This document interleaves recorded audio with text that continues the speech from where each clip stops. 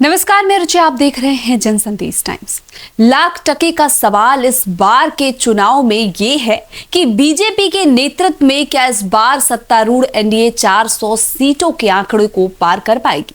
यानी इस फिगर पर बात करने वाले ये मानकर चल रहे हैं कि बीजेपी आसानी से तीसरी बार सत्ता में आ जाएगी और लगातार तीसरी बार सत्ता में आने का पंडित नेहरू के रिकॉर्ड के प्रधानमंत्री मोदी बराबरी कर लेंगे।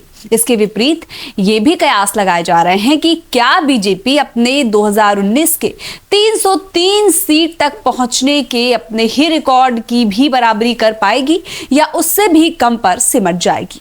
राजनीतिक पंडितों की इन चर्चाओं का कारण वे 4 राज्य हैं जहां के नतीजे 4 जून को बीजेपी के भाग्य का फैसला करेंगे।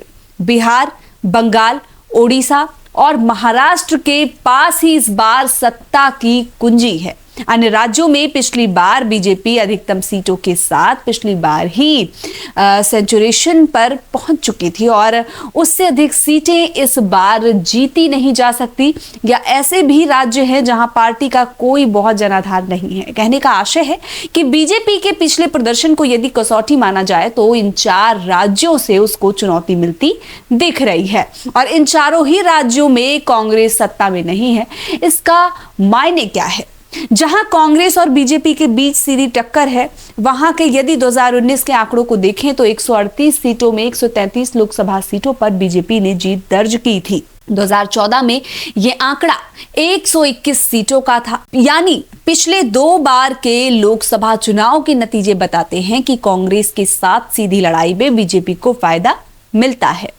इसी तरह राज्यों में जब बीजेपी और कांग्रेस अपने गठबंधन सहयोगियों के साथ लड़ते हैं तो भी बीजेपी को बढ़त मिलती है। 2019 के लोकसभा चुनाव में ऐसी 190 सीटों में से कांग्रेस के नेतृत्व में गठबंधन के मुकाबले एनडीए को 175 सीटों पर कामयाबी मिली थी। बिहार में बीजेपी के सामने अपने पुराने प्रदर्शन को दोहराने की चुनौती है। 2019 के लोकसभा चुनाव में 54% वोट शेयर के साथ एनडीए को 40 में से 39 सीटें मिली थीं, लेकिन उसके बाद बिहार की सियासत में बहुत उलटफेर हो चुका है। नीतीश कुमार का राजद के साथ जाना और फिर एनडीए खेमे में वापस आने से विश्वसनीयता पर सवाल खड़ा हुआ है। साथ ही वोटर्स भी कंफ्यूज हो गए हैं। नतीजन जेडीयू के अति पिछड़ा वोट बैंक के छिटकने का खतरा बढ़ गया है। सिर्फ इतना ही नहीं, बिहार के कुल 7.64 करोड़ मतदाताओं में 1.6 करोड़ वोटर युवा तबके से हैं और रोजगार का संकट सबसे बड़ा मुद्दा है।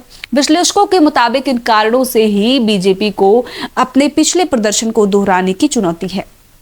इसीलिए कहा जा रहा है कि पटना में पीएम नरेंद्र मोदी को रोड शो करना पड़ा ताकि पिछले प्रदर्शन को बरकरार रखा जाए, बड़ी क्षति नहीं हो। पिछली बार बीजेपी शिवसेना के नेतृत्व में एनडीए को 48 में से 41 सीटें मिली थी। उसके बाद से सियासी हालात वहां पूरी तरह से चेंज हो चुके हैं। वहां की 2 मुख्य क्षेत्रीय पार्टियों शिवसेना और एनसीपी में विभाजन हो चुका है और बगावती धड़ा बीजेपी के साथ सूबे की सत्ता में काबिज है। इस सूबे में हालांकि वर्षों से इतने बड़े सियासी उलटफेर हो चुके हैं, अब की बार ऊंट करवट बैठेगा ये किसी को पता नहीं है।